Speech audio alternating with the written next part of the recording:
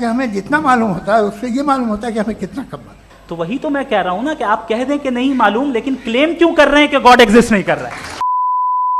क्या ईश्वर वाकई में होता है? Does God exist? Shumail Nadvi और जावेद अख्तर के बीच आज इस टॉपिक पर बहुत तगड़ी बहस हुई। इस डिबेट का काफी दिनों से इंतजार था और आखिरकार ये दिन आ गया जब ये बहस हुई। लेकिन इस बहस के दौरान जावेद अख्तर की हालत ने, उनके थरथराते हुए हाथ, बार बार गिरते हुआ माइक और जिस तरीके से वो घबराए हुए थे, उसने इस पूरी डिबेट का जो नतीजा था वो ला करके जनता के सामने रख दिया है।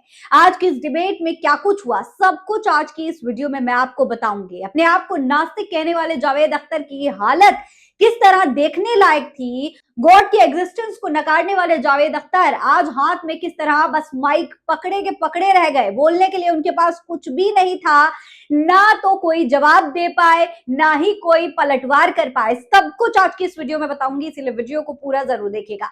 सलाम नमस्ते, मेरा नाम फरहीन अंसारी है और ये खबर आप मेरे official channel Farheen Ansari official पर देख रहे हैं। दोस्तों, भारत की राजधानी दिल्ली में 20 दिसंबर को एक ऐतिहासिक बहस हुई।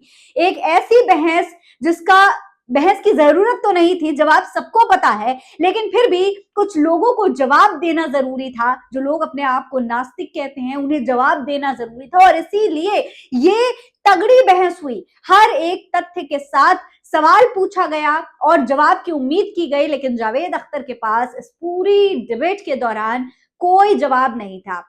दोस्तों, इस डिबेट की गूंज न केवल देश के शैक्षिक और धार्मिक हलकों में बल्कि पूरी दुनिया के डिजिटल प्लेटफॉर्म्स पर सुनाई दे रही है। ये बहस किसी राजनीतिक मुद्दे या चुनावी समीकरण पर नहीं थी, बल्कि मानव अस्तित्व के, जी हाँ, मानव अस्तित्व के सबसे बुनियादी सवाल पर थी कि क्या खुदा का वजूद है। जावेद अख्तर जैसे लोग जो खुद को खुदा से बड़ा मानते हैं, उन्हें जवाब देने की जरूरत थी और आज आखिरकार उन्हें जवाब मिल गया है।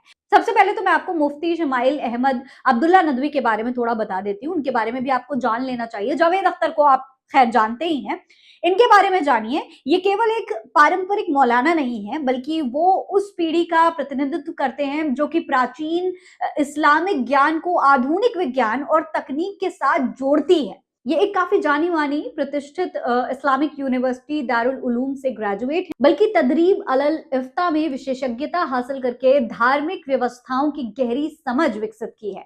दोस्तों, 2021 में उन्होंने मरकज अल वाहियन नामक एक ऑनलाइन संस्थान भी शुरू किया था, जो आज दुनिया भर के मुस्लिम युवाओं को डिजिटल माध्यम से काफी अच्छी एजुकेशन देता है। न सिर्फ इस्लामिक बल्कि साइंटिफिक मुद्दों पर भी तमाम तरीके का ज्ञान जो है वो देता है। इसके साथ ही 2024 में उन्होंने वहीन फाउंडेशन की नींव रखी थी, जो कि शिक्षा और लोक कल्याण के क्षेत्र में काफी एक्टिव है। अब दोस्तों, जावेद अख्तर और मुफ्ती नदवी के बीच में ये जो टकराव हुआ, इसकी नींव अगस्त में ही पड़ गई थी। इसी साल अगस्त की बात है। जावेद अख्तर कोलकाता में ईश्वर के अस्तित्व को नकारने वाले एक प्रोग्राम में शामिल होने पहुंचे थे। बयान तो वो हमेशा देते रहते हैं इस तरीके के, लेकिन जब इस कार्यक्रम में पहुंचे तो स्थानीय मुस्लिम समुदाय और मुफ्ती नदवी ने इसका काफी विरोध किया था। मुफ्ती नदवी ने एक प्रेस कॉन्फ्रेंस करके जावेद अख्तर को खुले मंच पर आकर के एक बहस करने की चुनौती दी थी। हालांकि उस समय कोलकाता का जो प्रोग्राम था वो रद्द हो गया था, लेकिन मुफ्ती नदवी पीछे नहीं हटे थे। सितंबर के पहले हफ्ते में ही उन्होंने जो है जावेद अख्तर को एक ईमेल करके एक औपचारिक चुनौती भेजी थी। आइए हमारे साथ डिबेट करिए, जो तमाम बातें आप कहते हैं उन्हें तथ्यों के साथ पेश करिए। मात्र 4 दिन के अंदर ही जावेद अख्तर का जवाब भी आ गया और वो डिबेट के लिए तैयार भी हो गए। लेकिन शुमाइल नदवी ने आज जब वो डिबेट वाकई में हुई तो किस तरीके से जावेद अख्तर का पसीना छुड़ा दिया, वो आप देखिए। आप इन तस्वीरों को देखकर अंदाजा लगा सकते हैं कि किस तरीके से जावेद अख्तर इस पूरी डिबेट के दौरान लाजवाब हो गए। हर एक बात पर शुमाइल नदवी ने जावेद अख्तर को लाजवाब कर दिया।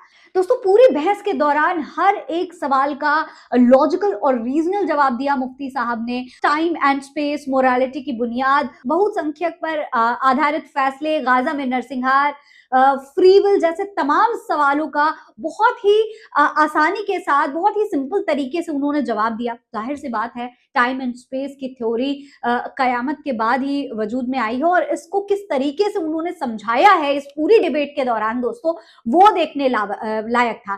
तो तब से वही मान रहे हैं जो 2500 साल पहले कहा गया।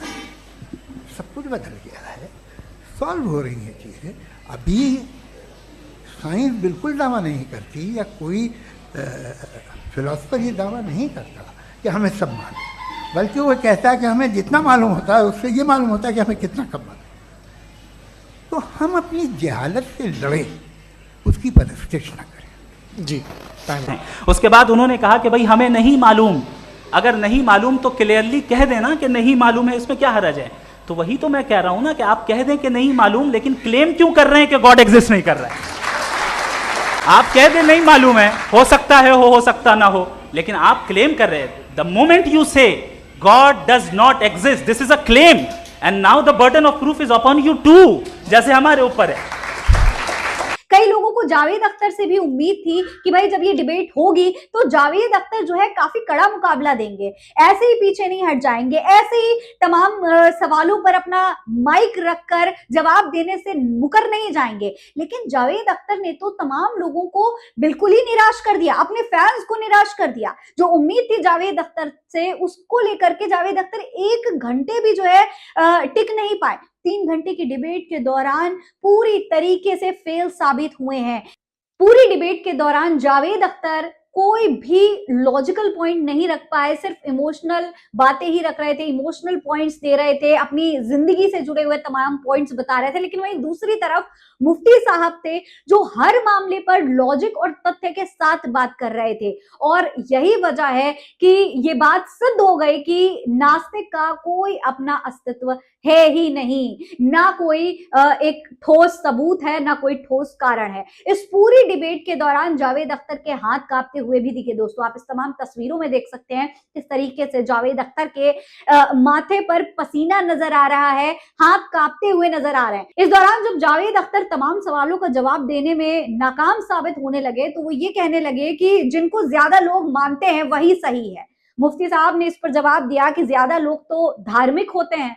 इस पर जावेद अख्तर का माइक ड्रॉप हो गया, वो जवाब देने से ही मुकर गए। आखिरकार उन्हें कहना पड़ा कि मैं अपने शब्द वापस लेता हूं। हालांकि दोस्तों, शर्म की बात तो यह है कि आज लोग ईश्वर, भगवान और गॉड के मुद्दों पर डिबेट कर रहे हैं। वो होते हैं या नहीं, उनके अस्तित्व पर डिबेट कर रहे हैं। ये बहुत ही शर्म की बात है।